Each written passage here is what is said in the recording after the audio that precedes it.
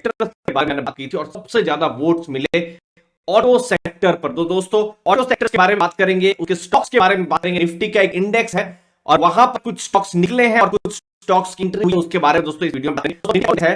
15 stocks को मिला के ये इंडेक्स बना हुआ है और ये जो स्टॉक्स है, जो कार है, मोटरसाइकिल्स है, ऑटो एंसिलरी है, हैवी व्हीकल्स है, टायर्स है, तो इन सब सेक्टर्स या फिर मैं कहूं इन सब कंपनियों से मिलकर ये जो ऑटो इंडेक्स है, ये ऑटो सेक्टर का जो इंडेक्स है वो बना हुआ है। और यहां पर मार्च के महीने में और सितंबर के महीने में रीबैलेंसिंग होती है।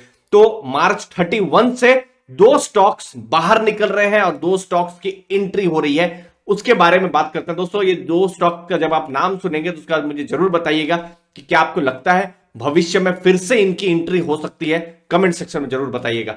तो 2 स्टॉक जो बाहर निकल रहे हैं वो है एमआरआ राजा बैटरीज और एक्साइड इंडस्ट्रीज। और दोनों में एक कॉमन चीज है कि दोनों की दोनों बैटरीज में है, दोनों की दोनों कंपनियां बैटरीज में हम बात कर रहे हैं। ऐसा नहीं है कि एक टायर बनाती है और दूसरा कुछ ऑटो एंसिलरी का दूसरा काम करती है। मतलब इंडेक्स कहीं ना कहीं ऐसा सोच रहा है या फिर उनको ऐसा इंडेक्स की बात है, इंडेक्स को ऐसा लग रहा है बैटरीज में उनको बहुत ज्यादा पॉजिटिविटी नहीं दिख रही। तो इंक्लूड कौन हुआ है?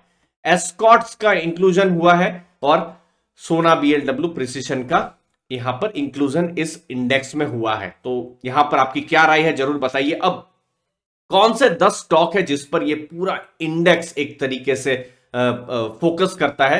पहला नाम है मारुति सुजुकी, फिर है टाटा मोटर्स, फिर है महिंद्रा एंड महिंद्रा। इनफैक्ट अगर मैं पूरे इंडेक्स के जो बात करूं तो 50% से ज्यादा का वेटेज इन्हीं 3 स्टॉक पर ही, मतलब ये 3 स्टॉक अच्छा करेंगे तो ये इंडेक्स अच्छा कर सकता है। और बाकी भी मैं देखूं तो लगभग 90% का जो वेटेज है बाकी के स्टॉक्स में है।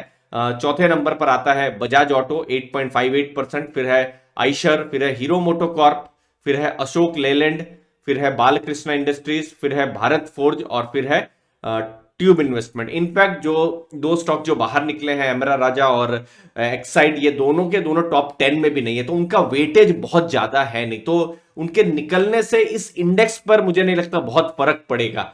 और जो एंट्री कर रहे हैं तो मुझे नहीं लगता कि उनको बहुत ज्यादा वेटेज मिलेगा। खैर वो रीबैलेंसिंग के बाद में हमको उस समय हमको ज्यादा पता चलेगा। बट इन 10 में से आपका कौन सा फेवरेट स्टॉक है जरूर बताइए, जहां पर आप ऑटो सेक्टर में अगले 5 साल के लिए आंख बंद करके बेट ले सकते हैं, जरूर बताइए। अब इसका परफॉर्मेंस कैसा रहा है निफ्टी के साथ? दोस्तों ऑटो इंडेक्स है, सेक्टोरल इंडेक्स है, सेक्टोरल इंडेक्स में हाई रिस्क होता है, कभी बहुत अच्छा परफॉर्म करते हैं, कभी बहुत खराब परफॉर्म करते हैं। जैसे मैं आपको बताऊं, जैसे निफ्टी है, निफ्टी में डाइवर्सिफिकेशन है, 16% से ऊपर का रिटर्न है 5 साल में और इसका रिटर्न देखिए 4.77%, एफडी से भी कम का रिटर्न है।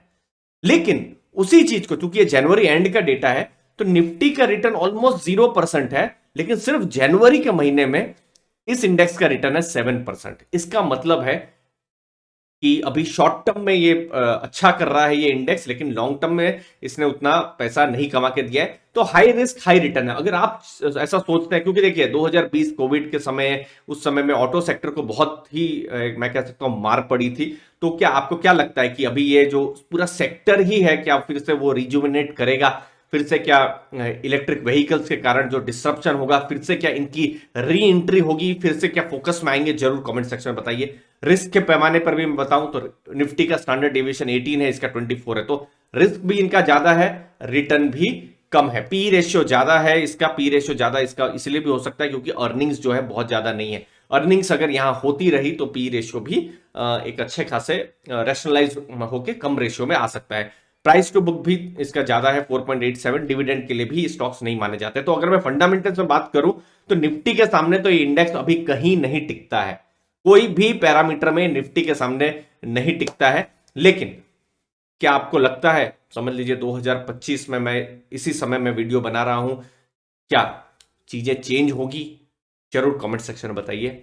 आपके कीमती समय के लिए बहुत बहुत धन्यवाद। थैंक यू वेरी मच दोस्तों।